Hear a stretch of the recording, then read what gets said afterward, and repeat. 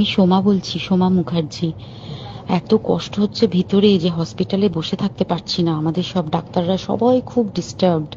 আজকে তো ওপিডি বন্ধ রাখা হয়েছে।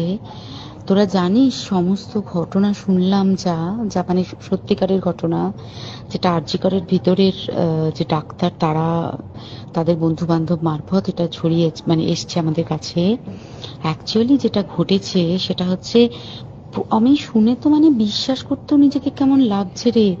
প্রত্যেকটা আমাদের ওয়েস্ট বেঙ্গলের প্রত্যেকটা মেডিকেল কলেজে, বিশেষ করে কলকাতার সরকারি মেডিকেল কলেজগুলোর প্রিন্সিপালরা, ডিপার্টমেন্টাল হেডরা, প্রিন্সিপালরা বিশেষ করে, তারা পাশ করানোর জন্য স্টুডেন্টদের কাছে রীতিমতো টাকা নেয়।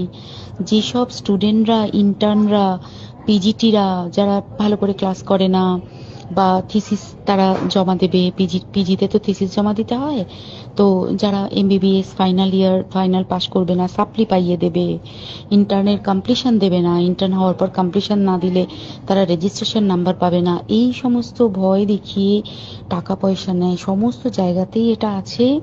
এর মধ্যে সব থেকে নিকৃষ্টের থেকেও নিকৃষ্টতম হচ্ছে সন্দীপ ঘোষ, প্রিন্সিপাল, যে তোর আমাদের কি বলে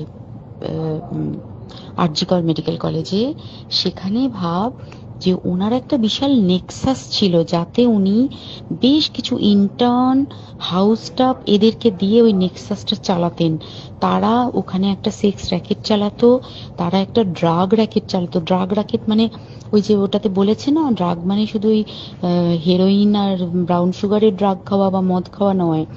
ড্রাগ মানে হচ্ছে যে কম দামি, কম টাকায় যে ওষুধ পাওয়া যায়, যে ওষুধ, ওষুধ না জল ভগবান জানে, সেই ওষুধের মানে কোটি কোটি টাকায় যে টেন্ডার বেরোতো, সেই ওষুধ নিয়ে ওষুধ কোম্পানিগুলোর কাছ থেকে কোটি কোটি টাকা, সেই সমস্ত টাকার একটা বড় অংশ যেত পার্টি ফান্ডে। বুঝতেই পারছিস তাহলে। সেই জন্য পার্টির একদমই কাছের উনি, পার্টির মানে একদম খোদ মানে ওপর লেভেলের একদম আসল জায়গাকার কাছে। তো এবার উনি এই যে নেক্সাসটা চালাতেন, তাতে রীতিমতো কোন ইন্টার্নকে উনি পাশ করাবেন, কোন পিজিটেকে উনি থিসিস কমপ্লিট করাবেন, সেগুলো সব ভয় দেখিয়ে টাকা নিতেন।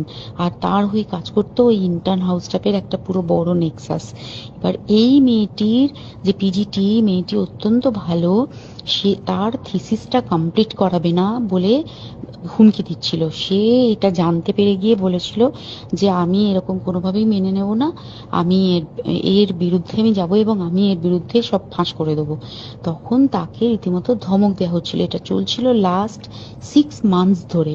6 মাস ধরে তাকে হুমকি দেওয়া, তার প্রতি মানে বেশি বেশি প্রথমের দিকে কি করছিল, অত্যাচার করছিল। মানে কিরকম, বেশি বেশি করে নাইট ডিউটি দিচ্ছে, অ্যাটেস্টেজ 36 আওয়ার্স ডিউটি, বেশি বেশি করে নাইট, বেশি বেশি করে খাটানো। এবং এগুলো সব জানে ডিপার্টমেন্টাল হেড, চেস্টের যে ডিপার্টমেন্টাল হেড সেও জানে, সিনিয়র পিজিটিরা সবাই জানে। প্রিন্সিপালের নির্দেশেই হচ্ছে এবং ওনার নেক্সাসের ছেলে মেয়েরাই কাজ করছে। তারা 6 মাস ধরে এটা করেছে। করার পরও যখন ওকে আটকাতে পারেনি, তখন কি করেছে, ওই দিনকে ওরা ঠিক করেছে যে দিনটাতে এই ঘটনাটা ঘটেছে, সেদিন কতখানি প্ল্যান্ড এবং গট আপ গেম দেখ। সেই দিন ওই ঘরে, ওই সেমিনার রুমে প্রত্যেক দিনই 4 তলার আরো অনেকেই যারা সিনিয়র পিজিটি বা জুনিয়র পিজিটি, তারা কিন্তু বিশ্রাম নিতে যেত, অনেকেই ওই ঘরে যেত। সেই দিনকে ও একা, ওকে বলেছে তুমি ঘুমিয়ে পড়ো, ওকে একা রেখে এসেছে। বাকিরা কাউকে যেতে দেয়নি, বলেছে ওই ঘরে আজকে ঘটনা ঘটছে, মানে কাজ হচ্ছে, ওই ঘরে কেউ যাবে না।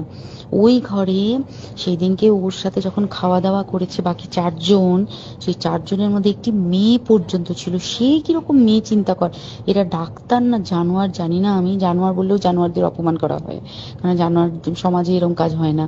তো ডাক্তার না কি আমি বলতে পারবো না। সেই ইন্টার্ন মেয়েটি আরেকটি ইন্টার্নের গার্লফ্রেন্ড।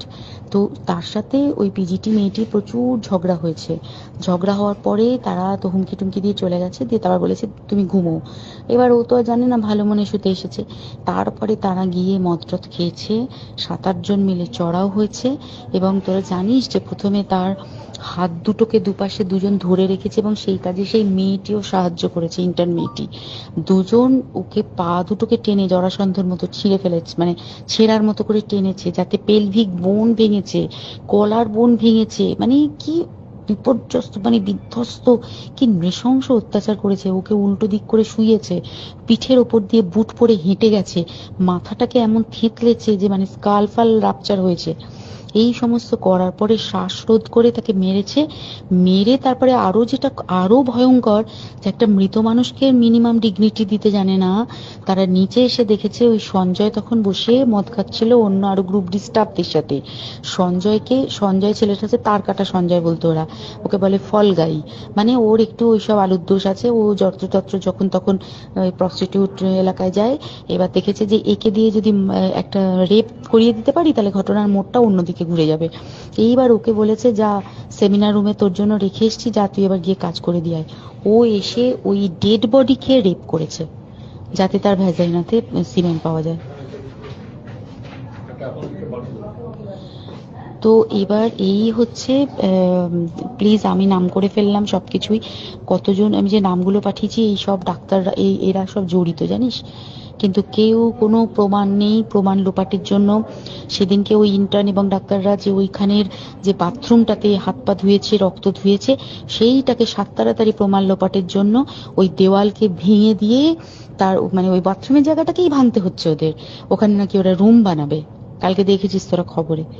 আর বেশি বলতে পারছি না, মানে তোরা তো সবাই প্রোটেস্ট করিস, আমরা তো আমাদের দিক থেকে করছি, কিন্তু কিছুই হবে না। এই পোড়া দেশে কিছুই হবার নেই, শুধু ভেতরে ভেতরে গুমড়ে গুমড়ে কষ্ট পাওয়া। আর আগামী প্রজন্মের যে ডাক্তাররা বেরোবে, তারা যে ইন্টার্ন বা পিজিটি বা এই যাদের কাছে আমরা যাব ভবিষ্যতে, তারা কি ডাক্তার না কি আমি জানি না, কি নিয়ে তাদের কাছে আমরা যাব আর কি করে বা আমাদের পরের প্রজন্মকে আমরা সুরক্ষিত রাখবো।